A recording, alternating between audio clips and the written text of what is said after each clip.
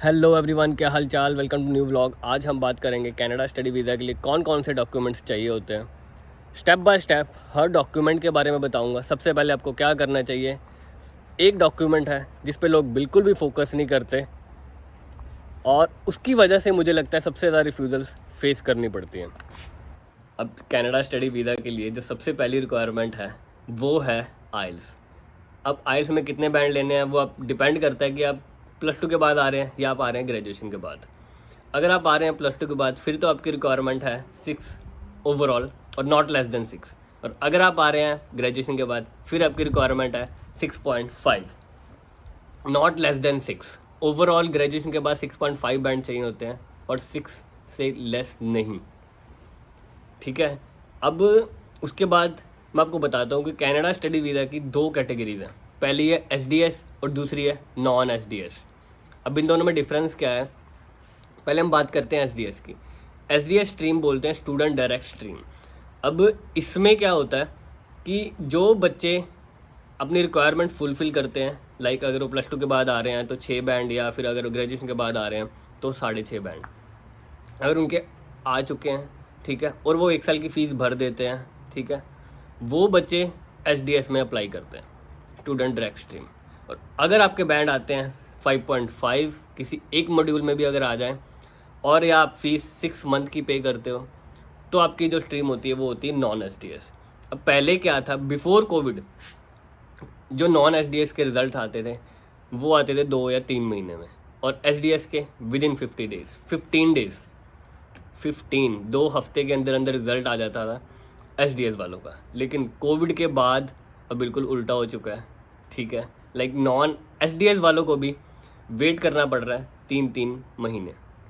सबसे पहले आपको अब क्या करना है, आपको देखना है अपनी फील्ड के अकॉर्डिंग रेलिवेंट कोर्स बिल्कुल रेलिवेंट चूज़ करना, ठीक है। अगर इररेलिवेंट होगा तो स्टूडेंट वीज़ा रिफ्यूज़ल आएगी ही आएगी।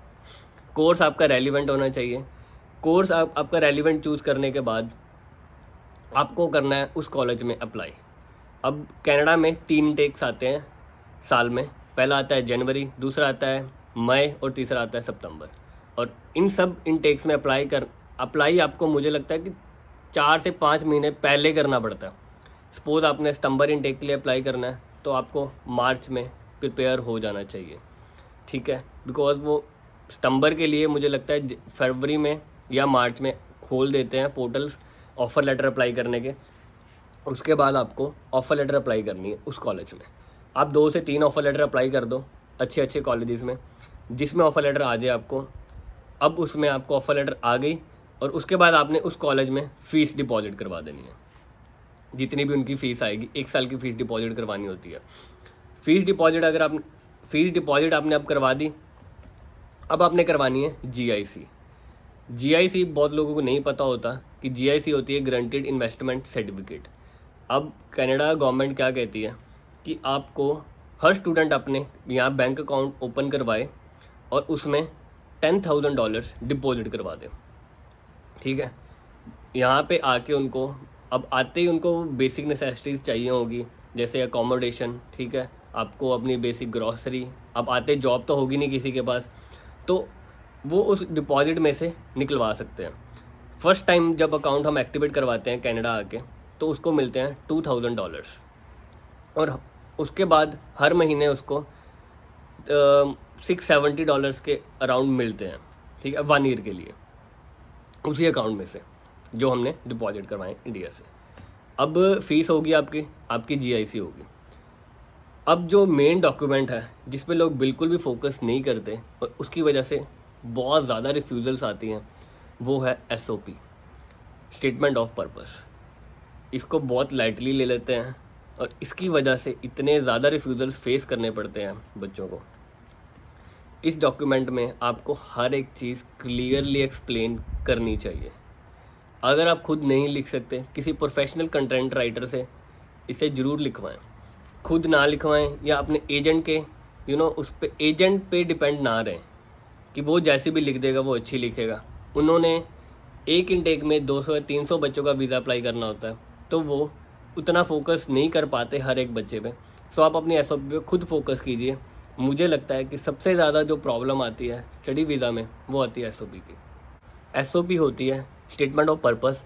इसमें आपको अपने बैकग्राउंड के बारे में, आपके एकेडमिक्स के बारे में, अब आपने ये कोर्स क्यों चूज़ किया है, ये कंट्री क्यों चूज़ करी है, ठीक है, इसका इंडिया में आके क्या स्कोप है, और भी बहुत सारी चीज़ें आपको हर एक चीज़ बिल्कुल क्लियरली मेंशन करनी पड़ेगी और वो बिल्कुल रेलिवेंट होनी चाहिए। आपको रिसर्च करनी पड़ेगी उसके बारे में, ठीक है। तो ये चीज़ आप ज़रूर करें, एसओपी को बहुत ज़्यादा आप ध्यान रखें। मैं तो इस डॉक्यूमेंट पे सबसे, बिकॉज बाकी चीज़ें तो सबकी सेम ही रहेंगी। अब अगर 10th में मार्क्स कम है, +2 में कम है, तो उसमें तो हम कुछ चेंज नहीं कर सकते, लेकिन एसओपी अगर आपने स्ट्रॉन्ग कर दी ना तो आपका वीज़ा सक्सेस रेट बढ़ जाएगा बहुत ज़्यादा। सिर्फ सबसे पहले डॉक्यूमेंट जो वीज़ा ऑफिसर पढ़ता है वो एसओपी ही होती है। अब आपकी फ़ीस होगी, जीआईसी होगी, आपने एसओपी रेडी कर ली, ठीक है। उसके बाद कुछ एजेंट बोलते हैं कि आपको फ़ंड्स दिखाने पड़ेंगे। अगर आप आ रहे हैं ग्रेजुएशन के बाद और आपके पास है एक्सपीरियंस तो आपको फ़ंड्स दिखाने पड़ेंगे, ठीक है, बिकॉज आपने काम किया है वहाँ पे, तो कितना काम किया है, ठीक है, हर चीज़ आपको दिखानी पड़ेगी। थोड़े बहुत फ़ंड्स आपको दिखाने पड़ेंगे अकाउंट में।